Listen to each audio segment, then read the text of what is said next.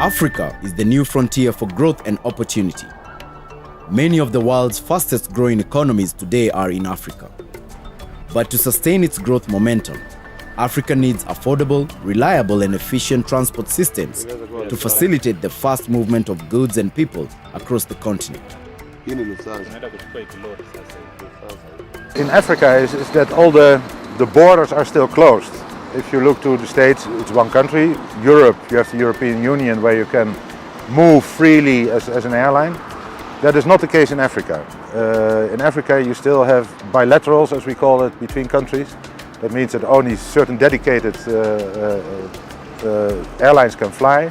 Although Africa's aviation sector has grown over the years, air travel remains expensive to the majority of people on the continent.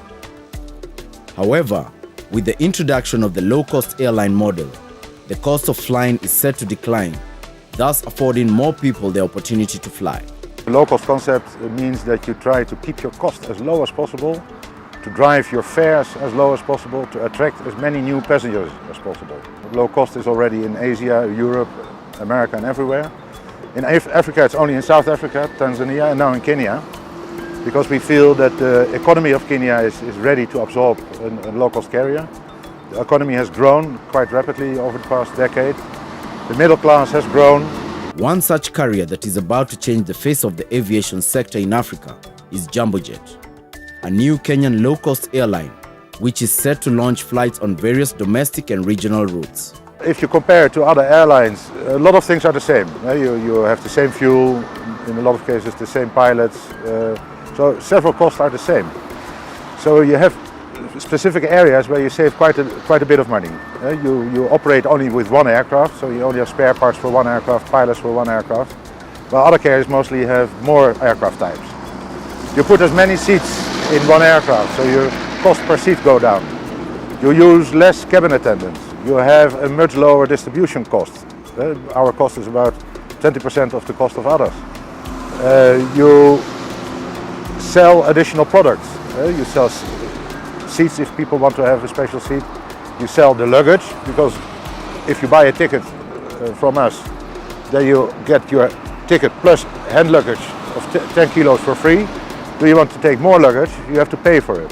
Jambojet is seeking to tap the huge demand for affordable, efficient and reliable transport in Kenya and the East African region, mainly targeting those who travel by road and rail. If you look to people who go now by ground transport, it's quite a lot of people, or quite a lot of movements I should say.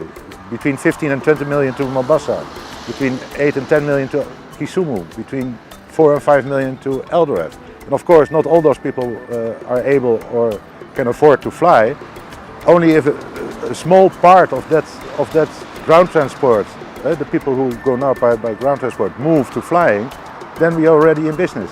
In order to keep fares low, Jambojet will rely on a unique strategy of outsourcing most of the services to its parent company, Kenya Airways, while also ensuring short flight turnaround times. We have outsourced a lot of things to Kenya Airways. We lease the aircraft from Kenya Airways, they do the maintenance, they do the ground handling. But they also do other things like legal, or we use their payroll system. And that works very well. They are the supplier, we are the customer, and we pay for their services. So you get synergies between the two companies, you keep the money in the company.